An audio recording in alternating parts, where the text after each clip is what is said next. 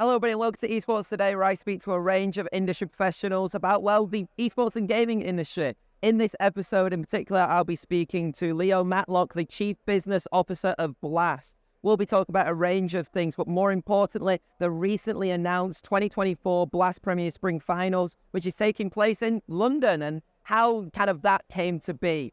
I do want to mention that this is brought to you by Ross Video and Esports Insider. Ross Video in particular are an amazing company who have brought this together. They've created this entire set. They are lovely. I mean, I think it's an amazing set. They do live event and production equipment. They manufacture that. So they literally, physically made this all possible. But let's jump into the episode with Blast.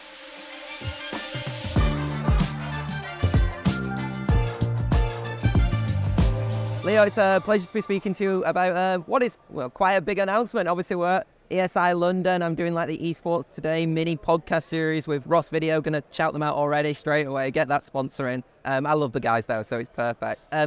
Big event, Blast Premier Spring Finals 2024. It's taking place in London. I want to know how did that come about? Because obviously you have a lot of a hosting process and stuff like that. Can you tell us a little bit about how you now have the OVO Arena hosting Counter-Strike? Yeah, I mean, there's a lot to unpack within all that. Firstly, thanks for having me. Second, we're thrilled to be doing our first big arena event in London. The first event that we did in 2020 as part of our Blast Premier Circuit was actually in London in a much more studio format. I think there was a couple hundred people a day for a couple of weeks over in East London. And following that experience, and obviously seeing some big events in London in the past, we've always wanted to bring London, the Counter-Strike event, the esports event, it's deserved. That's what we feel. That was our ambition here. So you're right, we do a really rigorous, thorough tender process and partnership process to find the right locations for us to put our events into. And I think we're completely thrilled that we'll be bringing Blast Premier Spring Final 2024 to London, to the Wembley Arena, the OVO Arena, and we're just really grateful to all the people that have helped do that, both internally at Blast, and all our great partners are going to be supporting on that. How that came to be, your question, is a lot down to some of those partners we're working with. So London partners and Live Nation have been really big supporters of trying to bring this to life, and I think have helped will bring to life what we thought to be true, which will be that we can deliver, promote a spectacular event here that the core hardcore fans of Counter-Strike will travel from around the world to come to. The UK and London community, London scene will have to travel less far to come to, and hopefully that we can attract some new people to come and experience what Blast is all about, what Counter-Strike is all about, what esports is all about.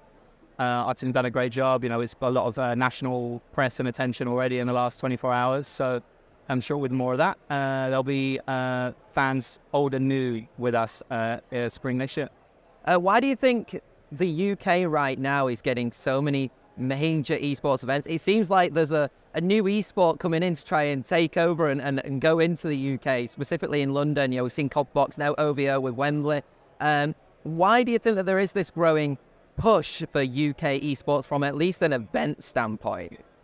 From an event standpoint, a lot of our production people, our events people are London, are British. A lot of our events people are British. There's a good scene and actual sort of production bit there and event community here. But the UK has a really passionate esports following. It's got a big Counter-Strike following. I think you're seeing that with some of the British CS players and teams at the moment as well, having a bit of a resurgence and a pick-up. So I think there's an actual competitive environment that's coming through. I can't speak for all the other games and esports titles that decided to come here, but we knew it was a really clear and obvious choice for us to make to put on a fantastic show here in 24. It seems like this is another kind of big statement for Blast doing this kind of big event in London. Recently, it was announced that you'd had some investment funding. It was around 12 million euros. Is this a little bit of what that investment money is going into? And if you could detail any more, what is that investment round kind of going to focus on? We're in a fortunate position, and a position we're really proud of, that we're making a lot of big announcements at the moment. So when people say, we want to talk about your big announcement, we have to spend a little bit of time talking about which one. And that's great. And that's, I think, testament to people that have been here for Blast for a long time, some of the new people that have joined, and all the partners that have helped us along the way. our investment round that we just announced recently is to help us continue to help us grow. I think our London event is going to be a key point in our growth as well. I think what we want our investment round to do is support our technology, our business, our people, and ensure that the London event is just another great moment in time as part of, a really big future progress for Blast. We're really grateful to the support of our investors and our board for believing in what we're trying to do. We're hoping year on year, each year, we show them the results of our growth and the improvements we're making as a business and into the esports ecosystem, we feel as well.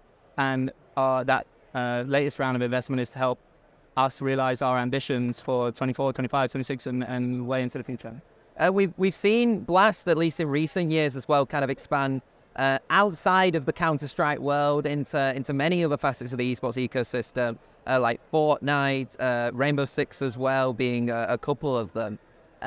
What was the decision behind kind of expanding into those titles and essentially kind of diversifying your portfolio outside of Counter-Strike?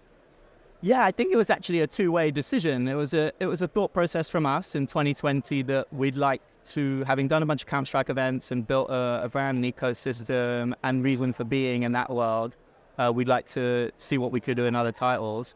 But it was also the market making that decision for us. There was a lot of publishers and partners that would get in touch with us or that we'd speak to, and where they would say, we love what you're doing over there. We'd love to see how, if we coupled with what you're all about, your tech, your people, your approach, how you like to build ecosystems, the commercialization of your business, how you approach things, can you take a lot of that and plug it into our game community and build an esports ecosystem with us? And there's a variety of models and the way we've done that. So it was something we wanted to do, and we're thrilled with the amount of amazing publishers we work with. You mentioned a couple there.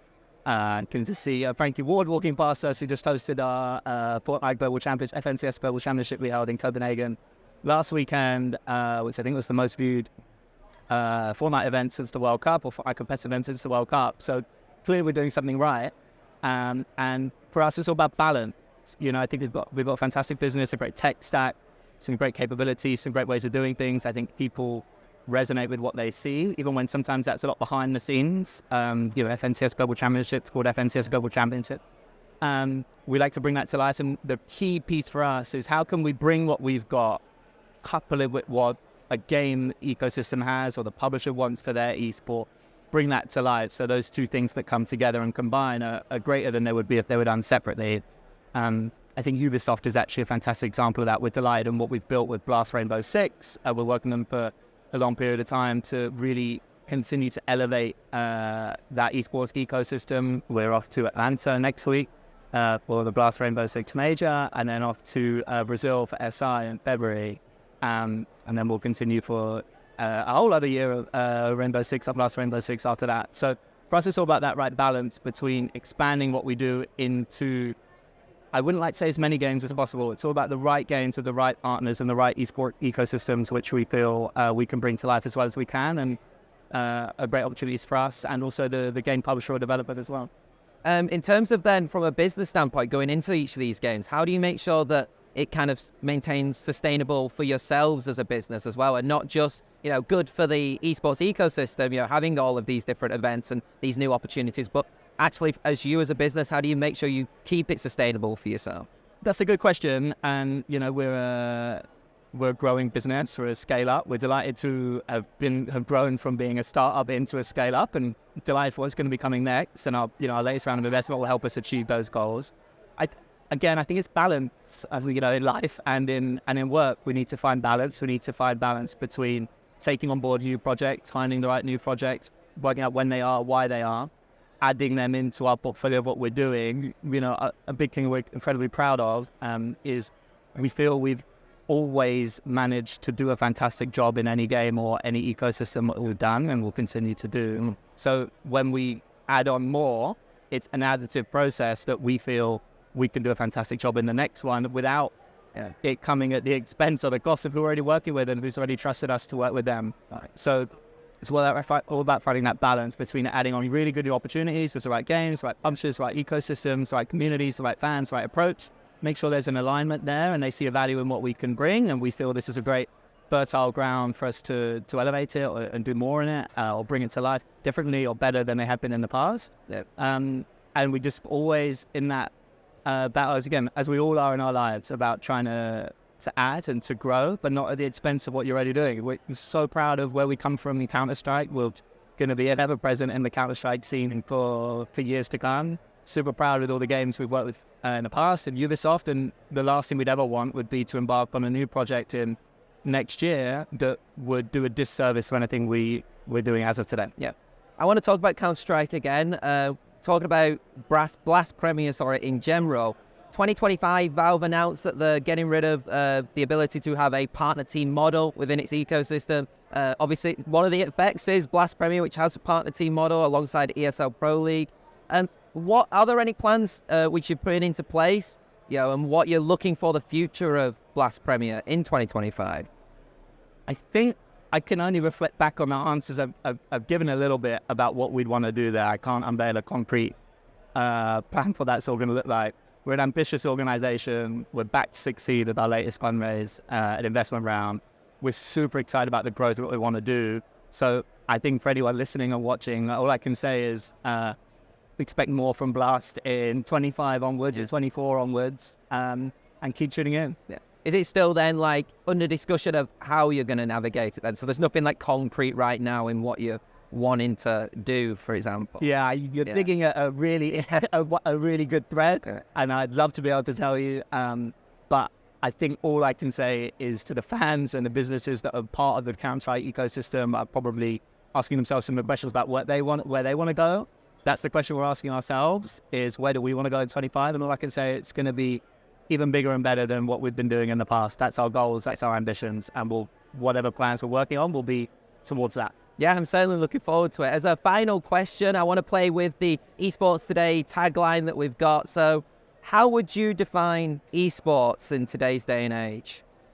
How would I define esports today in today's day and age? Big question. How would I define it? Relevant, purposeful, impactful. It's a broad, as a saying, it's a broad church. It's what you want it to be. It's not for people like me sitting in a chair with a microphone in my face to define what it should be for people.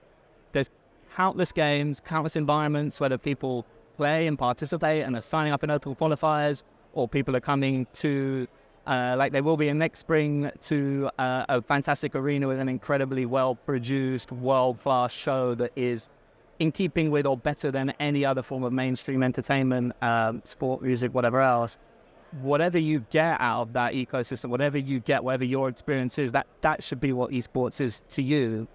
Some people love coming to the shows. Some people just love coming to play and then to watch casually. Some people will follow their team. Some people will follow players. And all I can say to those people is keep leaning into what you enjoy. This is your passion. This is your passion point. We are Blast at just trying to help bring that to life for you as best we can. Leo, thank you so much for coming on and speaking to us today about, this very exciting announcement that came on in London. Which exciting announcement? But there's quite a few, definitely. And I also like to thank Ross Video again, our sponsor for this entire series. They're great people. Please do check them out. But thank you again, Leo, for coming on. Thanks for having me, Nas.